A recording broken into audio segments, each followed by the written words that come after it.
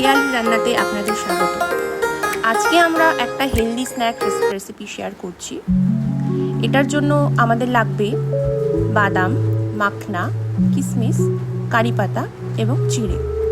চিড়েটাকে আমরা আগে থেকে নুন এবং একটু লেবুর রস মাখিয়ে রেখেছি। প্রথমে আমরা শুকনো খোলায় বাদাম আর মাখনাটাকে ভেজে নেব।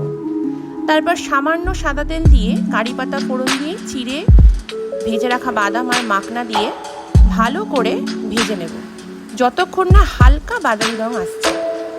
সব শেষে কিশমিশ দিয়ে সামান্য ভেজে নামিয়ে নেব এবং এতে সামান্য লবণ অ্যাড করব, যেটা আপনারা স্বাদ মতো দিতে পারেন। চায়ের সাথে পরিবেশন করুন এই হেলদি স্ন্যাক্স।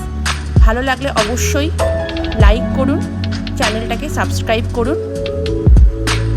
ধন্যবাদ।